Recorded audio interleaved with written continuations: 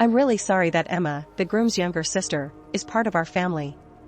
To be honest, Emma only finished middle school, which in my opinion doesn't fit well with our family's reputation.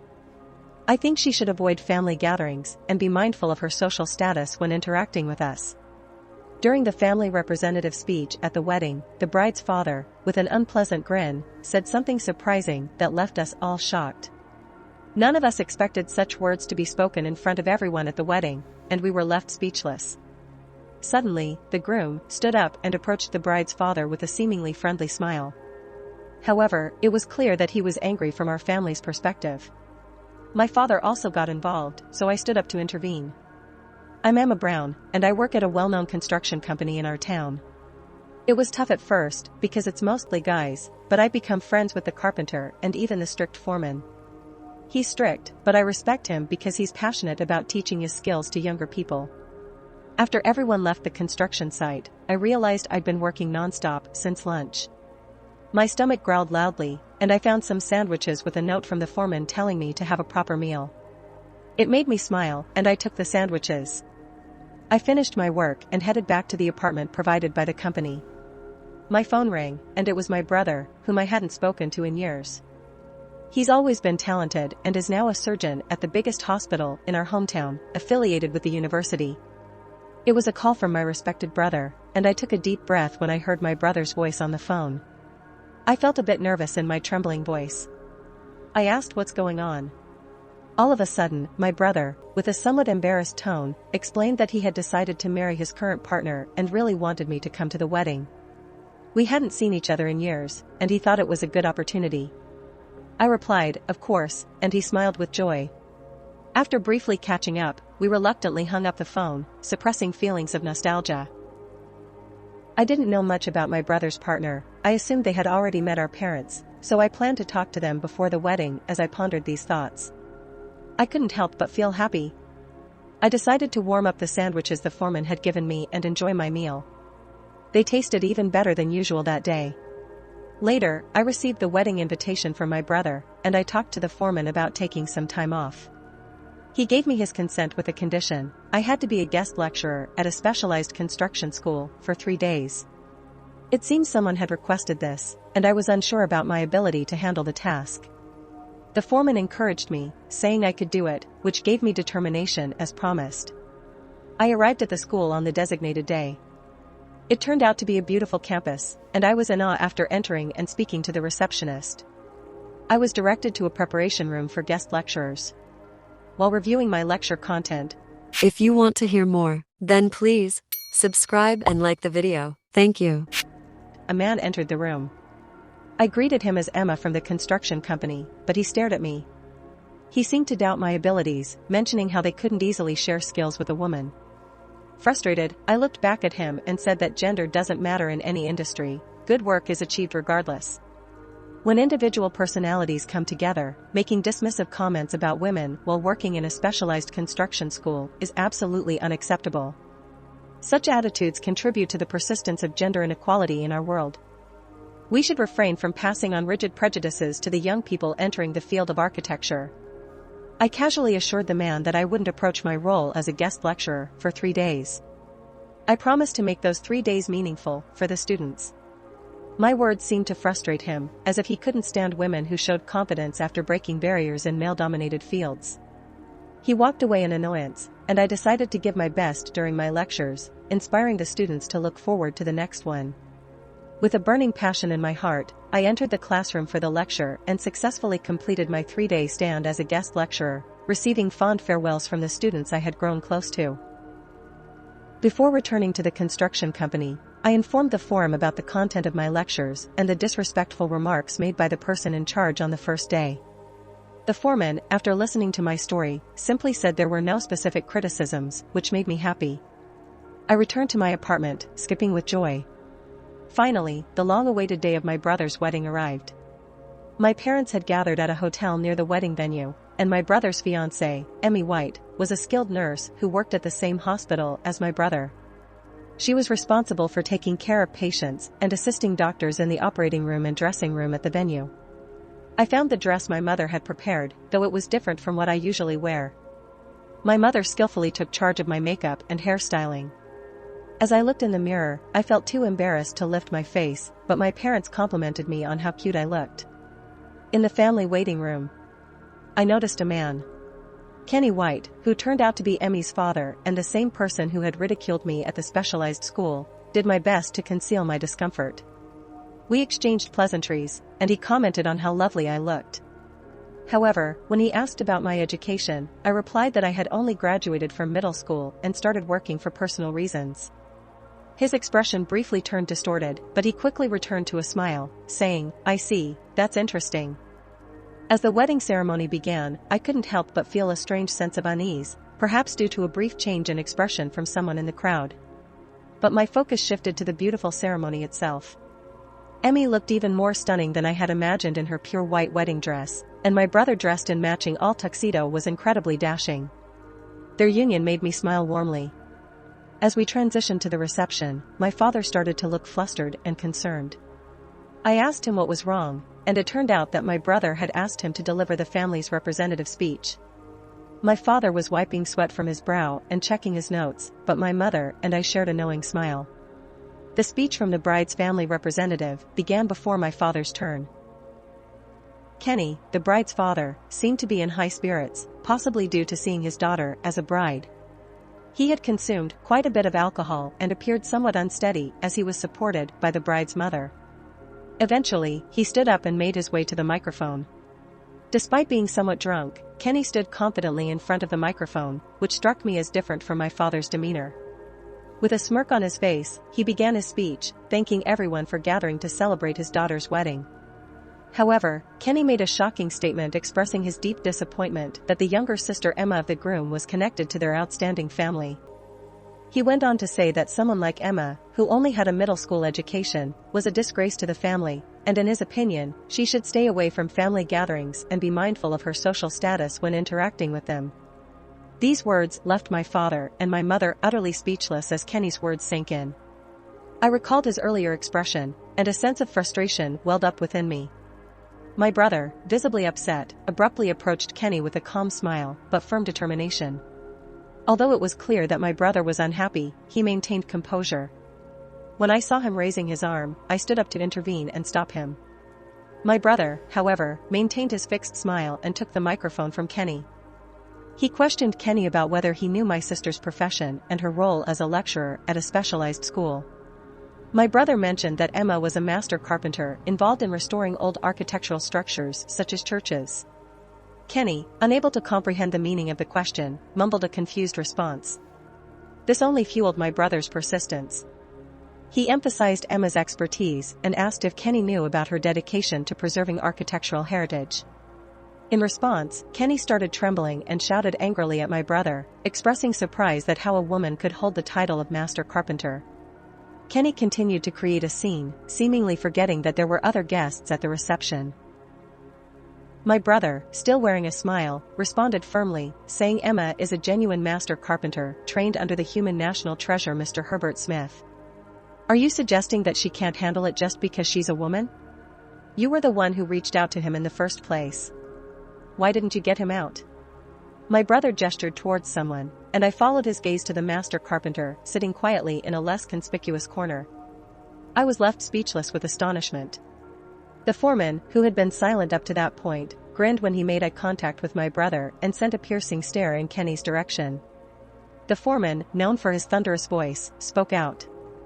You're in a position to guide the young folks who will shape the future of the construction industry, yet you harbor such twisted prejudices. Kenny, I've heard about what was said when our Emma went to teach at your school, but this is on a whole other level. Whether it's a woman or a man doesn't matter, it's about leveraging each person's strengths to cooperate and become the best we can be. If you keep going on about how it's a man's world, you'll be left behind by the times. My brother also added. I said the best apprentice for this task was available. You think I'm underestimating things? If anything comes from where I stand, you're the one underestimating us. Kenny, intimidated by the foreman's thunderous voice, turned pale and muttered an apology before returning to his seat. The venue remained agitated for a while, but eventually Emmy stood up with a composed voice and apologized for the interruption. She suggested a short break before resuming the reception. When the reception continued, Emmy's parents were no longer present, and the atmosphere improved. We closed the event with smiles after the reception. I asked Foreman about the situation. He explained that Kenny had asked him to attend his daughter's wedding several times, and he reluctantly agreed. I thought that it would have been nice if he had mentioned it to me. The foreman scratched his head and said he didn't think there was any need to say it. He believed that Kenny wanted to establish a connection with him even though it happened by chance. My older brother then arrived and thanked the foreman for responding to the unexpected situation. The foreman responded with a smile. She is my top disciple, so being silent when someone goes that far is just unreasonable. He patted my head, and it triggered memories of the past. I was captivated by the work of a carpenter during my elementary school days. Whenever I had unpleasant experiences at home or school, I sought solace by visiting an old church. It was during one of these visits that I discovered the foremen who were repairing the church. Watching their beautiful craftsmanship, I became utterly captivated. I started researching the history of old buildings, like churches, and visited them in person. As I grew up, I sought out books about carpentry techniques and devoured their contents. I was completely captivated by it all, and when I reached middle school, I made a significant decision. I decided to have a conversation with my parents about it. My decision was to become an apprentice to a master carpenter specializing in old-style construction and learn the craft to become a top-notch carpenter myself. However, my father strongly objected, believing it to be a difficult path for a woman and suggesting more suitable career choices. He shook his head and refused to agree, but I couldn't give up, and I continued to persuade my parents day after day. One day, seeing my determination, my mother came into my room. I had been defeated by my father's arguments and was lying face down on my bed. Sitting at the edge of the bed, my mother gently stroked my head and said she understood the whole path I had chosen. She mentioned that she wouldn't oppose it but emphasized that I needed to show my determination to my father. After some contemplation, I felt that this path was the only one for me. I visited the construction company and lowered my head to the foreman, who had already gained recognition as a living national treasure at that time. I asked him to take me as his apprentice. At first, I was turned away from a place where women weren't traditionally allowed to enter. However, I persisted for several months, waiting for the foreman to come out, bowing my head each time during the winter of my second year in middle school. After numerous attempts at pleading, the foreman finally burst into laughter. He approached me, surprising me, and said he was going to visit my parents. When the foreman came to our house, my parents were bewildered, but he bowed deeply in front of them and expressed his belief in me. He stated that this young woman will surely become a top-notch carpenter someday. I can see a burning passion in her eyes. Please believe in me and entrust your daughter to me. The foreman looked at me with kindness and gently placed his hand on my head. Despite my father's initial reluctance, my mother, tears welling up in her eyes, asked the foreman to take care of me. Seeing this, my father also lowered his head toward the foreman, holding back tears. My older brother, who had witnessed many arguments between me and my father, looked at us with an indescribable expression. A memory I still vividly recall to this day. However, even with the determination to pursue my dream, the days that followed were not all filled with enjoyable moments. After graduating from middle school, and with my parents' permission, I moved into the apartment provided by the construction company to start learning the job. Initially, I was often assigned to physically demanding tasks like site cleanup and struggled to keep up with my senior colleagues. Every time work was delayed because of me, my colleagues got frustrated and made remarks about women being ill-suited for this. Nevertheless, I refused to be discouraged. I watched and learned from the foreman, and my senior colleagues occasionally received guidance from the foreman himself. Before I knew it, I had grown to the point where I could handle tasks alongside my senior colleagues. They started acknowledging my skills and began interacting with me more warmly. I found enjoyment in my work, and to my surprise, the foreman declared me as his top disciple. I was overjoyed, but he reminded me not to get too carried away, emphasizing that there was still much to learn. While my older brother watched this exchange, he chuckled and looked me in the eye, saying, "Emma, there's something I've wanted to say for a long time.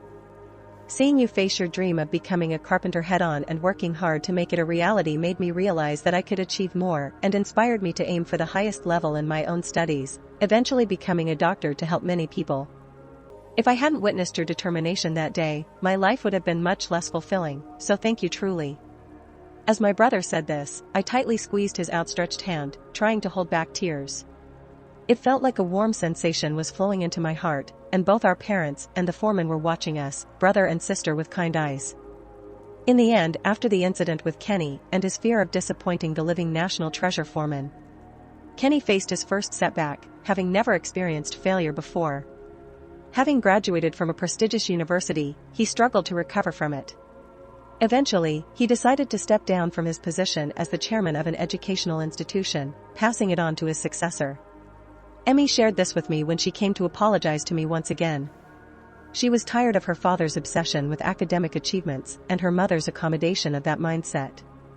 When I saw Amy confidently laugh and declare that she was cutting ties with them, I exchanged a knowing smile with my brother, both of us chuckling.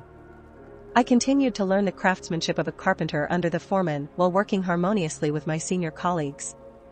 In reality, I also took on another job teaching carpentry techniques at a construction-focused vocational school. This job was formally requested after receiving requests from students who had previously taken my special lectures. I now teach twice a week, and both of my jobs are fulfilling. I lead a very satisfying life. One day, when I reported about my work at the vocational school, the foreman suddenly burst into laughter. His face was full of joy. He said that if I hadn't met you, I probably wouldn't have allowed women on the construction site. Even now, I never thought about passing on my skills to people with such different aspirations as this. You're the one who changed me. Watching the foreman laugh like that, I couldn't help but smile. I felt a warmth spreading through my heart and thought to myself that it was a good decision to work here as time went on. My role as both a carpenter and a teacher at the vocational school allowed me to make a significant impact on the construction industry. I was living proof that determination and a strong work ethic could break down barriers. My presence encouraged more women to consider careers in carpentry and construction, gradually reshaping the industry's perception. The foreman, once hesitant about including women in the construction field, became a mentor and a friend. He admired my passion and dedication, and I continued to learn from his wisdom and expertise. Our close bond created a harmonious work environment, inspiring others to see the value of diversity in the construction trade. My relationship with my family improved too. My father, initially skeptical of my chosen path, gradually began to understand the significance of my work. He saw how I had embraced my dream and succeeded, and he eventually came to admire my determination. My mother, who had supported me from the beginning, was proud of the woman I had become. My brother and I grew closer together through our shared experiences and the lessons we had learned from each other in the midst of my busy life, my family support, and the camaraderie at the construction company. I found fulfillment in both my personal and professional lives. Every day was a reminder of the journey I had taken from a determined middle school graduate to a respected master carpenter and teacher. The challenges I faced only strengthened my resolve and shaped me into the person I had always wanted to be, and so I continued to work passionately, sharing my skills and knowledge with a new generation of carpenters and breaking down stereotypes within the construction industry. The legacy of determination and progress that I had started would continue to impact the lives of many, just as my brother's words had inspired me to pursue my dreams.